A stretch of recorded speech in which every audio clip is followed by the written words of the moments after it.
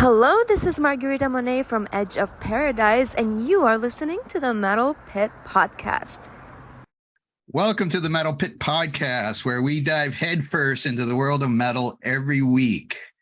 Please check out our website at www.themetalpit.org, and you can find us on Instagram and Facebook at The Metal Pit, and you can check out our YouTube channel at The Metal Pit 666.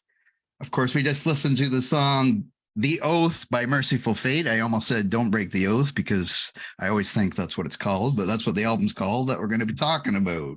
And with me tonight, we have Staicha. Hi, Staicha. Hello, thank you for having me back. You're my Satan expert, so this is our third podcast, and I know every album is about Satan or has something to do with Satan. Nice to have that consistency in your life. So I'll do a little bio here on Mercyful Fate for anybody who has never heard of them. Or King Diamond. I suppose some people maybe have only heard of King Diamond. I doubt it. But anyway, they were from Denmark and formed in 1981 by King Diamond and guitarist Hank Sherman. Their lyrics deal with Satan and the occult. They could be the first group that's ever said Hail Satan on an album. I'm not sure. I didn't really look that up, but since it was on their first album, which was Melissa in 1983. But this album, Don't Break the Oath, was released in 1984. It features, of course, King Diamond and his unique vocals with his falsetto vocals. I've never heard anything like that before when I first heard this album. And I'll say it right now, this is the first Mercyful Fate album I heard was this one that we're talking about today. And let's see, but now they influenced a lot of black metal bands, but kind of like Venom did too, but they didn't really play black metal. It's just that they're singing all the dark lyrics about Satan and the occult. That is what most black metal bands sing about, but they more or less play traditional metal, just it's all about, Lucifer. They influenced a lot of bands along the way, of course, like even Metallica, who put a Mercyful Fate medley on their Garage Inc. cover album that they released in whatever year that was. And Mercyful Fate also influenced many other thrash and death bands and, like I said, black metal bands. They have 7 studio albums. The first 2, Melissa and Don't Break the Oath, were 1983 and 84. And then it was a 9-year break because the band kind of broke up and King Diamond went and did his solo band. And then they reformed in 1993 to release In the Shadows. And then there was 4 more albums after that. The last album was in 1999 called 9. And according to Wikipedia, they might be working on a new album, but I haven't heard anything about that, as you did tell me that King Diamond is working on a solo album. So I don't know but they did go on tour last year as Mercyful Fate not with, of course, the original band members, but with some of them. And the band on this album has King Diamond, of course, on vocals, Hank Sherman and Michael Denner on guitars, Timmy Hansen on bass, who passed away in 2019, and Kim Ruz on drums. And just one side note, from 1993 to 1999, Charlie D'Angelo was a bass player, and he, of course, now is in the band Archenemy. Let's see, when did you first hear this album or Mercyful Fate for the first time? Oh man, that's funny. I didn't even think about that, which is usually something I sit down and reminisce about before we do these. This is the first Mercyful Fate album I heard for sure. I want to say I was probably like 23, 24 when I first heard this. So 1,000 years ago, I used to do a metal radio show called Auditory Suffering back when I lived in Windsor. And it was, really what I did was I brought a lot of grind on there, but I really made it my business to suss out any band that used corpse paint, just because that was a fun hobby of mine. So obviously you find the king. And I heard King Diamond solo stuff before I heard Mercyful Fate, but I really love both. I love both equally, if I'm being honest. And yeah, this was definitely the first one that I heard, and it's got, you know, a different, I think it has a different vibe, and it's a little more, I don't want to say sedated, that's not the right word, but it's got a different vibe for sure from King Diamond solo stuff. But it was very much a love at first listen album for me. Well, for me, I did say, yeah, Don't Break the Oath was my first time hearing Mercyful Fate. And if I remember correctly, I was in high school, since I'm that age. And my janitor, or one of the janitors at the high school, found out I liked heavy metal. So he sold me some albums. And he said, "Oh, yeah." And he said, "Oh, you should take this Mercyful Fate. You're going to love it," or whatever. I don't remember how he knew, or I mean, I'm sure I had stuff in my locker, but I don't remember what I had on my locker that he would have seen and said, "You're going to love this guy," or this group. But King Diamond, of course, vocals, I mean. But anyway, yeah, that's where I first got it from, was my janitor at my high school. Man, that story kicks ass. I think that's the best story for how you first heard King Diamond. Actually, he also sold me the first Black Sabbath album, What a cool dude. because his name's still on the cover. Like, he wrote his, I don't know why, but he wrote his name on the cover of his album. So To it get still has his credit name. forever, John Russell, if you're obviously. out there, I don't know. But John Russell, hope you're well. so yeah, so that's when I first heard it. And like I said, you never heard any kind of vocals like that before. And it blew me away. And I love the music on this album too, but we'll get to that, I guess, when we start talking about the album, which I guess we can do right now then. Perfect. And it starts out with a dangerous meeting. I'll let you talk about that song first then. Well, so it's funny because when I wrote this down, I was like, this is maybe my favorite song on this album. But then I realized I said that about like 6 out of 9 songs. So I was like, there has to be something else going on here. This song has such good leads. Is that a glockenspiel like 2/3 of the way through here? Yes. Yeah. I don't know. Is there? Sorry, I'm I not a didn't know you were glockenspiel asking expert. me. Yeah, no, I think it Oh, is, but I'm not 100% sure. But you know, it's one of those things where you hear it and you're like, wow, only the king can make a glockenspiel really, really metal. Well, see, for me, as I listened to this, a bunch of times again to prepare for this, and his voice, of course, this would have been, I guess, the first song I listened to then if I played side one first, because I had vinyl, of course, at the time. And so his voice like instantly sent chills down my spine, that high falsetto voice. And this song actually, they re-released this album, I don't know what year it was, but it came with a bonus track called Death Kiss. And that actually turned into the song A Dangerous Meeting. So I never got the reissue or anything, so I've never heard Death Kiss, but anyway, that's what this song turned into. Yeah, I read Now, that too. I read that there was the re-release, but I haven't listened to that either. yeah, so I don't think it's on Spotify or anyway.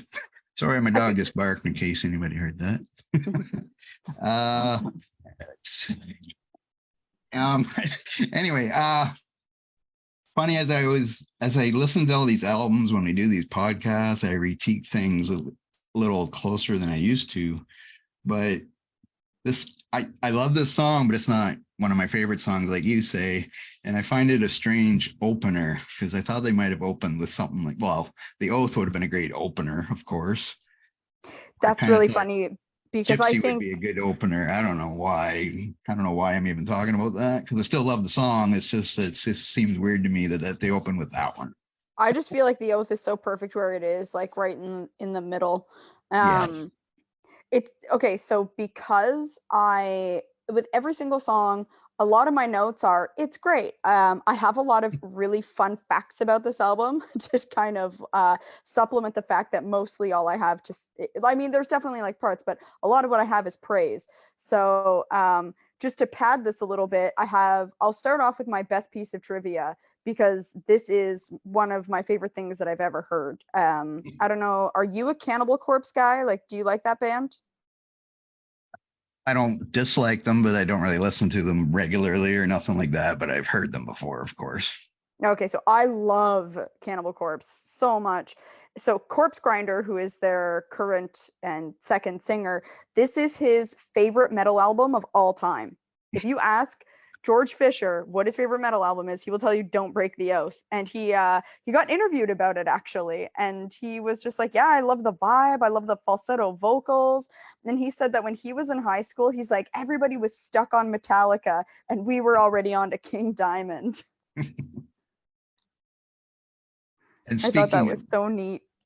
and I forgot to mention, yeah, you mentioned King Diamond, of course, it's solo stuff, and he has he has 12 studio albums and supposedly working on a 13th.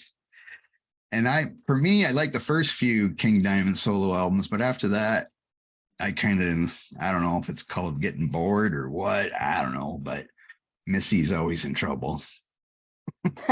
I love, you know what, it's funny because I like his later stuff too, and I'm a huge advocate for it. But also Andy LaRocque is one of my favorite guitar players, so I mean, that's a great reason alone to listen to it. But some of the stuff that he dropped out around the pandemic was really good too. And I I don't know, I probably like it. didn't It's just really gave it a spooky. chance, probably either. So I probably should revisit it because we probably should do a King Diamond album someday, I suppose, too. Probably. I do But love the which King. one? That'll be the thing. Anyway, on to number 2, Nightmare. I'll let you talk again. Well, so we have Glockenspiel in the first one, and then I was saying, how can only the King can make Glockenspiel metal, but he makes a harpsichord metal in this one. Nightmare is another favorite. So this is the hard thing, right? I'm just like, this song is so amazing. I think it's two really good openers. Like, you get through this and already you're like, this is just such a good album. And it's funny in the, Wikipedia. Oh, wait, there's a harp. It says King plays the harpsichord. But what was the other thing you're talking about? Well, It doesn't mention. harpsichord is in this one, and then Dangerous Meeting. That's when I was like, is that a Yeah. Glockenspiel? Well, it doesn't mention anything about that here, but of course that doesn't mean anything. Maybe it's an uncredited Glockenspiel. Maybe it's like the Possibly. cows in that Cradle of Filth album we were discussing. Yes. Anyway, yeah, I like the song too. I love the line, "You're only living on borrowed time." Oh, and His of course it's lyrics are always, great.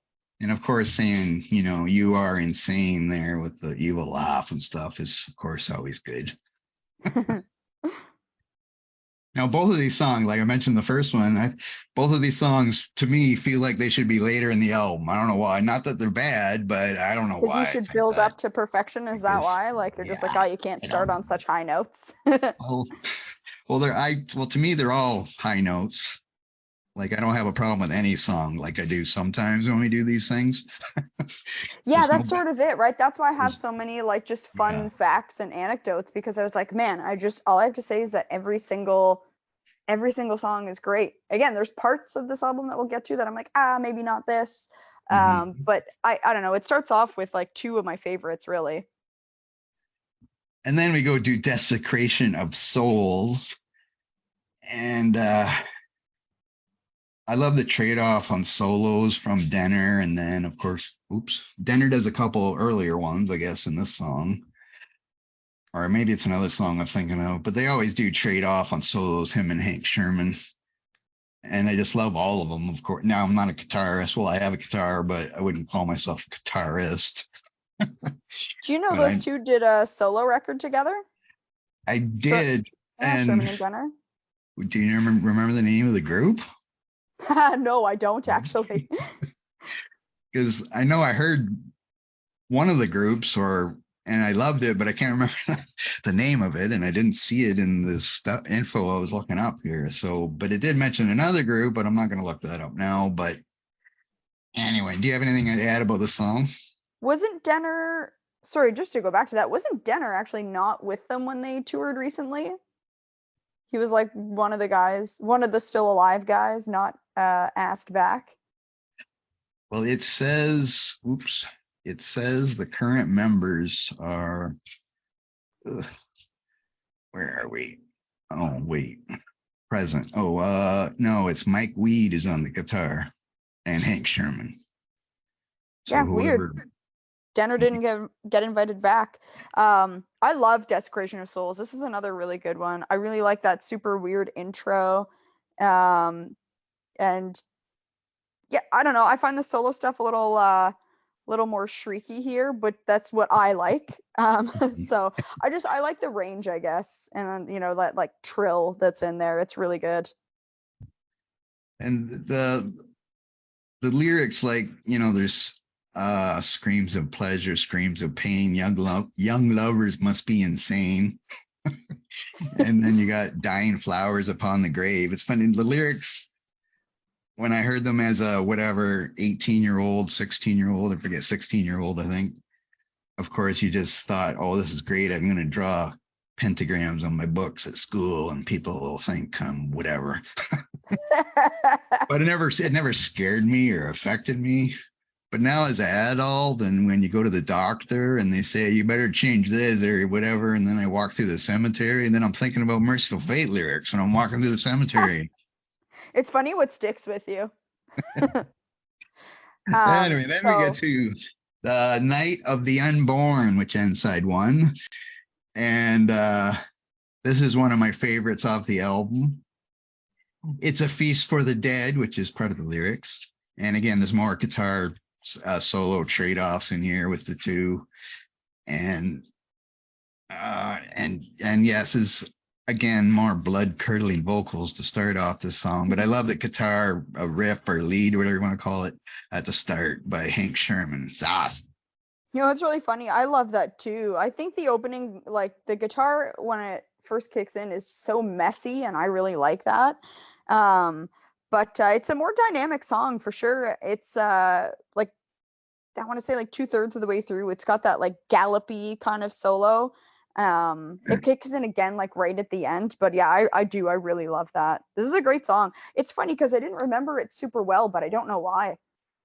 Like, this is a no skip album for me. Like, I just put this on and I leave it. This is not an album where there's like one that I just hate. But yeah, for some reason I never think about this song. Listening to it critically again though, I was like, this is a kick-ass song. Yes, I love this one. And then we turn the album over. That's for you old people. Or you vinyl collectors. I guess there's young people that are vinyl collectors. And then of course we have The Oath, which is the closest thing to a title track, I guess. And well, you started about this then. Well, it's funny because you said it should start with this, but I think this is the perfect spot in an album for an interlude because it's like halfway through. So you kind of have that like ambient storm, and then like when the riff kicks in, it's so good. And I love the way the guitar just like matches the vocals. I really, really dig that. But it's the ahs and oohs, that I'm not going to do it. You know what I mean?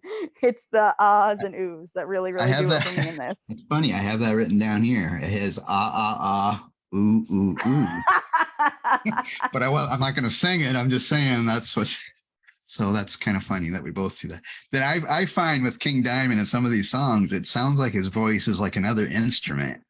Like you said about, yeah, it's like the music is going. It's kind of like in the old, I don't know if you listen to much Led Zeppelin live, but Jimmy Page would play something on the guitar, then Robert Plant would the same kind of melody or whatever. So it's kind of gives me that vibe. I don't know if that's maybe where he got that from or not, of course, because they don't sound like Led Zeppelin, but you know what I mean. King Diamond's voice is absolutely an instrument. It's funny. So for anybody listening who's not aware, I own a restaurant, and in the kitchen, I listen to 3 main things: Motorhead, Venom, or King Diamond. And the staff cannot stand when it's a King Diamond day. So they'll tolerate, they like Motorhead the best, they'll tolerate Venom, but when it's a King Diamond day, they can't stand it. And what they always say to me is, this guy sounds like Elmo. And it's like, it's become a thing that's passed around the restaurant. So much so that at one point, someone put Elmo up on the screen while King Diamond was playing to try to make their point. I was like, how dare all of you? His voice is a masterpiece. And of course, that restaurant's name is the Hardy Hooligan in Hamilton, Ontario. where the owner loves King Diamond and the staff do not. That's okay. I'm sure there's lots of people that do not. Yeah, well, they're all wrong. And then we go to Gypsy. I don't have a lot written down about this song, but it is another one of my favorites on the album. What do you think? I think that I think this song is my favorite of his vocal performances. It's followed very closely by The Oath. I think this is the most accessible song on the album, even the length, right? Because a lot of the songs on this are pretty long, but even the length is. And it's funny because my one baker, Maddie, she was like, I know one King Diamond song. And I was, they don't know the difference between Mercyful Fate, King Diamond. They just hear the shrieky voice. So she was like, I know a King Diamond song. And I was like, oh, what is it? And she's like, it's that one that starts off with like, ah. And I was like, what? She's like, it's like, ah. And I was like, I can't stress to you how much that could be any song. But it turned out it was Gypsy. So when I was re-listening to this, I messaged her and I was like, what was that in? And she was like, it's in a skateboarding video. So it's in so it's been popularized to some extent. So my instinct that this is the most accessible song, I guess, is not too far off the mark. It's in other spots. And not really off topic, but so do you play Halloween by King Diamond at Halloween time? Religiously, like it's my job, like it was what I was put on this planet to do. I also, No Presents for Christmas is my favorite Christmas song by a landslide. That song is genius. Yes, that's a good one. They actually released, I'm not going to look this up, but they released an album or I don't know what label it was now, but they released an album that had half Mercyful Fate songs and half King Diamond songs on it. Oh, nice. So all killer, no filler. But I believe it was like a best of, but I think, I didn't make a note of that. But anyway, it's out there if people want to look it up. I just can't remember what it's called. It might be called is Conspiracy, or is that just another solo album? Maybe that's another solo album. Okay. And it's a great solo album. Well, maybe I'll look this when you're doing your top 10. I'll maybe look that up if I can. Yeah. Okay, then we go to Welcome, Princess of Hell. I put this is another one of my faves, but I've kind of said that a lot, haven't I? So see, that's the thing with this album. This is why I have so many King Diamond stories, because I was like, I feel bad just being like, this is great. Well, that's all right, because our last album we didn't really give a good review on, so it's nice to be positive. You're right. It's good to have some ups and downs. This one's just ups. I like the yodeling at the end of this one. Well, I love the way he says, I'm not going to say the way he says it, but I will bring in here my crystal ball, but now I forget. I didn't write down the way you're supposed to sing it when I read it. But anyway, I love the way he sings that line in the song, which I believe is near the end of the song. Do you have also great. That song? No, but what I'll do is I'll add one more fun thing about King Diamond. So my favorite bar in Hamilton, it's the metal bar. It's called Doors Pub. And I was not there for this, but someone came in. Now they do have a big, gigantic, their one whole wall is just a poster of King Diamond. So someone was sitting down, so it's someone new at the bar, asked the bartender, who's a great friend of mine, oh, who's that on the wall? And the bartender says, King Diamond. And then the person's having a drink and is like, what the hell are you playing? And the bartender says, King Diamond. So King Diamond happened to be on. And then the person's almost done their drink and says, can I connect to your Wi-Fi? What's the password? And the password was King Diamond. And the person's like, never mind, and just left. It gets, you get 3 King Diamonds before you sashay out of that place. Well, that reminds me, my dog's name is King. Now, my last dog's name was Ace, named after Ace of Spades by, of course, Motorhead. And so I was trying to come up with a name for this dog. And so it has 2 meanings. One, King, as in King Diamond, but also King Diamonds, as in the card Ace of Spades, and now King Diamonds. Oh, that's genius. Okay, that's adorable. All right. And he's black. Well, both my dogs. That last dog was black, and this dog's also black. Well, he's got a little white on him. And it's also funny that in where I live in St. Mary's, Ontario, there's a school behind me and a soccer field, and there's a baseball diamond, and the baseball diamond is called King Diamonds. Whoa. And I don't think there was a metal person that named the diamond. I think it's just a coincidence. Well, there's probably some metal people that stop and take pictures of it. Well, I did, but Yeah. I want to get my See, dog. there you go. I have to get my dog in the picture sometime, but anyway, then we go on to an instrumental called 2-1 Far Away. And this is just a slow instrumental, but I don't dislike it. And it's a little bit slow. It's kind of like it's a slower tune or whatever. There's some little, not vocals, lyrics, but some are probably on or ooh-ooing in it. But yeah, it's kind of like, it would be a ballad if they would have made it like a full song and added lyrics to it, I suppose, if they kept it the same speed. But have any thoughts on the instrumental? I mean, I think like the creepy, churchy kind of vibe, it really does. I think it's important for the album. When I say it sort of brings it down, I don't mean that in a bad way. I do think it's genuinely good. That being said, I skip this every time just because stuff like this isn't my favorite. If I'm just like, I have this album on, it's like, cool. I don't, it's also what, like a minute, 30 seconds or something. Yes. It's not very long. It's over. But also the thing for me is like, I mean, whatever, like I love every artist on this album, but I listen to this for the King's vocals. I really do. And like there's no shrieky vocals on this. So if I'm listening to it like in the car or on headphones, I skip this song. Not because it's bad, just because it's not what I signed up for. And I don't really think, I think it's just a separate song. I don't think it's a lead into the last song, which sometimes instrumentals are, but it's just its own instrumental as far as I can tell. And then we finish off with Come to the Sabbath. And so what do you think of this one? Well, it's funny because I think it's either this or Gypsy that's everyone's favorite. Like this is definitely like an album ending on a really, really high note. I think there's something a little bit ethereal about it for sure, but it's another really dynamic song. That being said, I really hate that Guns N' Roses sounding riff at the end. Like I hate it.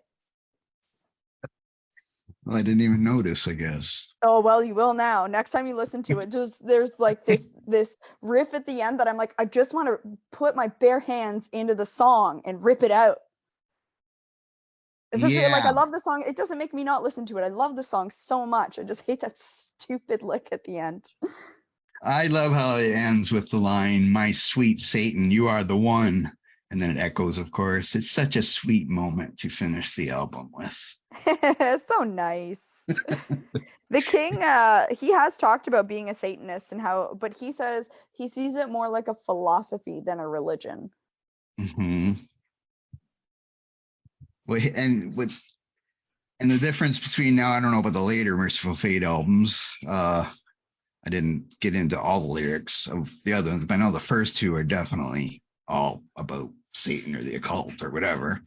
And actually that brings me back to reminding me about something. But when they released the debut, Melissa, the song Into the Coven, 2 years later in 1985, I guess it was put on the PMRC list of one of the filthy 15 songs that kids shouldn't be listening to. Ooh, now, I'm not nice. sure why they picked that song off the album because they're all about the same thing. Right? I was trying to think of like what specifically it was about that one. Yeah, I don't know. Someone's mom heard it, I guess. It's Black Funeral where they say Hail Satan, so it wasn't that. So I guess it's okay to say Hail Satan. That gets a pass. I don't know, but anyway, it's kind of like the Number of the Beast album by Iron Maiden, where they had a problem with every song except the one about the hooker. They didn't care about that song. That gets a pass. But anyway, back to Mercyful Fate. Okay, so let's rate this. What are you giving this out of 10?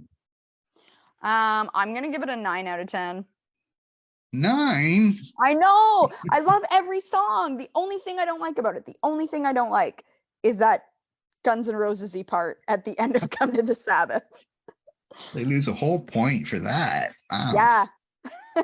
What are you talking about? You gave Black Metal by Venom 9 out of 10. That's unreasonably harsh. What was my reason? I can't remember now, but I don't know. I don't remember. But I'm giving this 10 out of 10. So there, maybe that makes up for my. I know. Now we've tipped the scales because I gave Black Metal 10 out of 10. There, now we're even. And I think we both gave Cradle of Filth 7. So I guess we'll see what the next album. Huh? Cradle of Filth also heavily influenced by King Diamond. Yeah, yes. Nobody's surprised by that. Now, have you ever seen them live? Anybody, Mercyful Fate or King Diamond? Unfortunately, I have not. Okay, I've never seen Mercyful Fate, but I did see King Diamond once, and that was just like a couple years ago in Spain when I was at a festival. So, of course, I didn't get to hear the Mercyful Fate songs, but I did see Grandma on stage in a wheelchair and stuff like that. So it was kind of cool. Oh, that's fantastic. Did you? So this was this around the time? Do you know anything about like his relationship with Kevin Smith and like the View Askew universe? No, I do not. So View Askew movies, the Kevin Smith movies are all the Jay and Silent Bob movies, like Clerks and Mallrats and Chasing Amy and all of that. So Kevin Smith is the biggest King Diamond fan. And once I say that, it's one of those things that you can't unsee. So Clerks 2, this was when Welcome Home from the album Them was just like a major plot point, right? So they sing that song all through the movie. And then around Clerks 3, almost every single customer is wearing a King Diamond shirt. It's the kind of thing that like I'll clock as the one metalhead in the room. I'm like, King Diamond shirt. Oh shit, there's another one. Holy shit, that's like 4 King Diamond shirts in the first 5 minutes. But I guess Kevin Smith was the first person who was given permission from King Diamond to use his music in the movie, and it became like a plot point. Oh, interesting. But so he's a big part of the universe. Well, I told you I was just watching Terrifier 2. So did I tell good. you what was it? Did I see I forget. I saw something on the wall, but then I forget. There was heavy metal posters on the wall, but I can't remember if it was the King Diamond one in there or I forget now. But anyway, I remember it was something good because the person I saw the movie with, I turned to and was like, every time I see a 13-year-old boy's bedroom, I'm like, that would be my room now. Yes, well, I had stuff all over my wall, but it wasn't until I was 16 because I didn't discover it.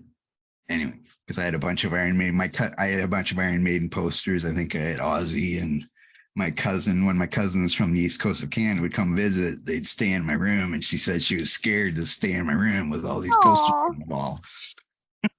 What a wimp! But now I got her son into heavy metal, so everything's okay now. Anyway, let's see. Is there anything you wanted to talk about before we talk about the top 10 songs? I don't think so. I think I got I have one more. I think it's sort of a funny story about King Diamond. Like I said, most of my employees are not huge fans. So one person who works there, they were sitting down and they were like, I have something to tell you. And I was like, what? And they're like, I hate King Diamond. And I was like, whoa. And I was like King Diamond or Mercyful Fate? And they're like, I don't know, like whatever it is that you play in here. And they're pointing to the restaurant. I'm like, oh, well, I don't play anything in here. Like, that's like too heavy for the old ladies that come in here. And they're like, like whatever this is. And I was like, this is Ghost. And they were like, well, whatever that band that, you and Matt went to see in September was. And I was like, that was also Ghost. And they were like, well, whatever the baker was listening to the other night. I'm like, still Ghost.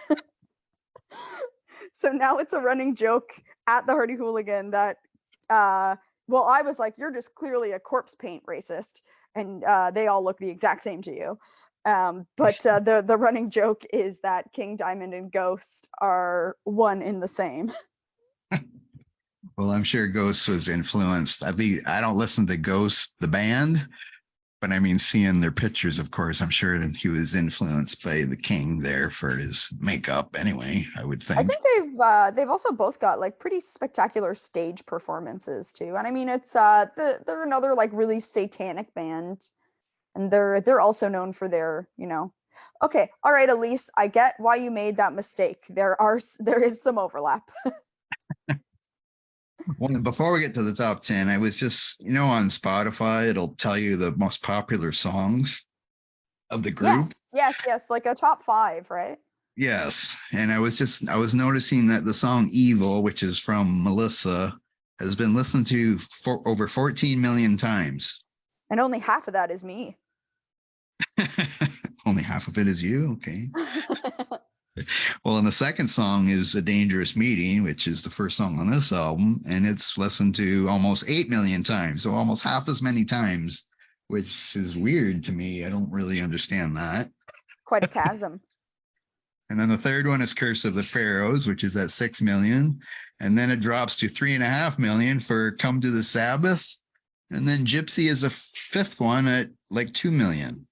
Weird. I'm thinking, where's the oath? Like, I mean, if I picked this album out on Spotify, I only had time for one song, it would be The Oath. So I'm surprised that The Oath isn't one of the top 5 songs on Spotify. You know what, though? You can never predict what is going to be randomly popular from something stupid like a TikTok.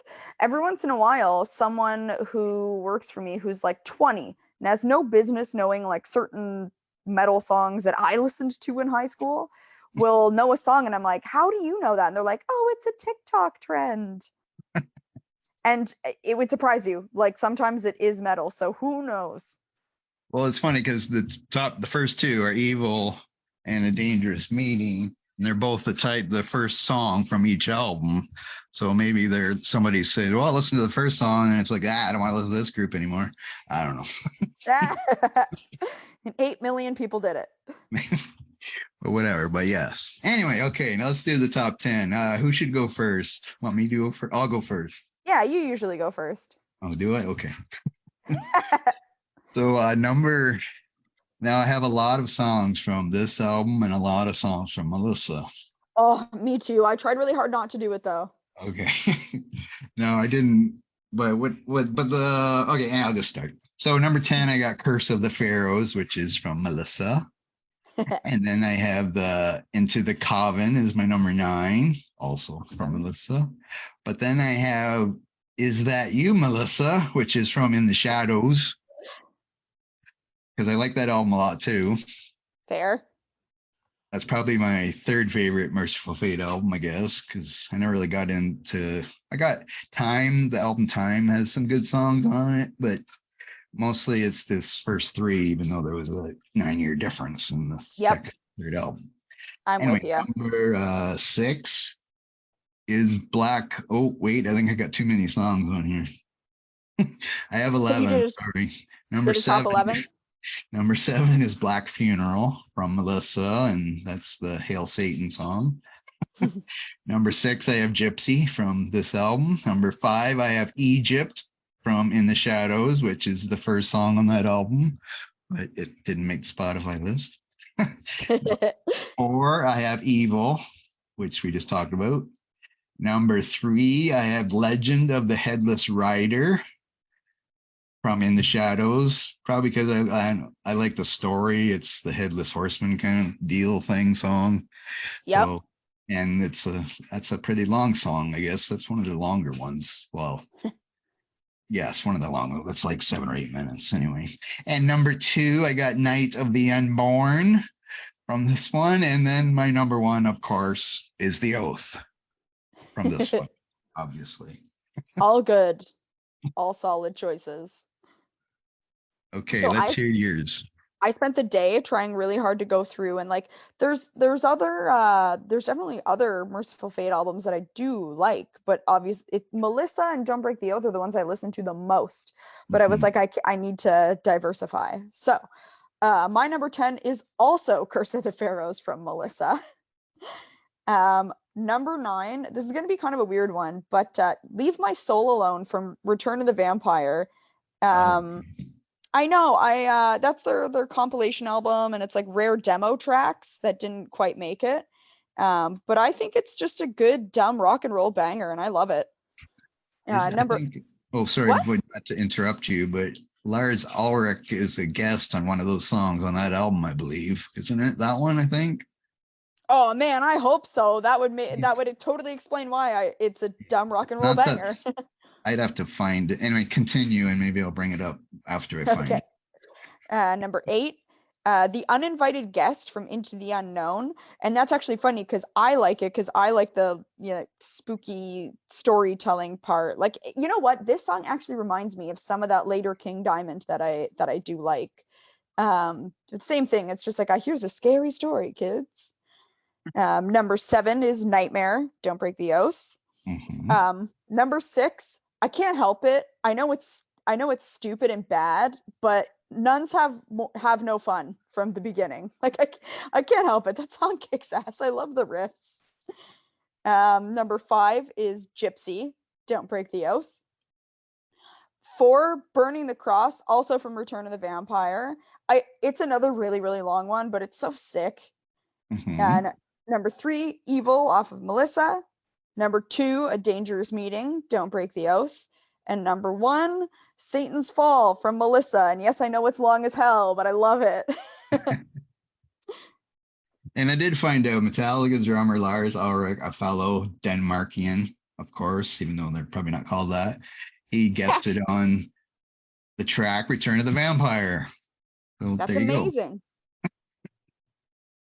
I like that one. That one's not one of my favorites from that album, but I do like that one. Now, when I made my list, I didn't really consider those albums actually when I did it, which is fine. I like the ones that are. Yeah, I only that's considered, fair. I guess, the regular studio albums. I didn't go back to those ones. Like the demo stuff. Yes, even though I do have them on CD. The only 2 vinyl albums I have are Melissa and Don't Break the Oath. But I guess after that, I got into CDs. I guess after that, it must be when they got big or whatever. I thought the demo tracks were fair game because we use those a lot for Cradle of Filth. Our top 10 both had them. Yes, I do. I just didn't go that way with this, I guess. But even so, I don't know if they would have made my list or not because I do really like Melissa and Don't Break the Oath songs. Yeah. So there we go. So that's it. I guess we're done. Anything else to add about this album or King? Or the King? No, I think that's every single story that I have about King Diamond. I'm pretty sure. Okay, so I guess we'll say goodbye. Before I say goodbye, I'll repeat to you. Make sure you check us out on the internet, on our website, www.themetalpit.org, and follow our Facebook and Instagram at The Metal Pit, and YouTube channel, which doesn't have a lot of videos on it yet, but hopefully we'll have more interviews added to it soon, and that is at The Metal Pit 666. And of course, subscribe to our podcast and go back and listen to other ones. Though me and Staicha this is our 3rd one. We also did a Cradle of Filth album, and of course Venom's Black Metal, and those all need to be listened to over and over. So thank you, Staicha, for joining me. Thank you for having me. So goodbye, everybody. Thanks for listening.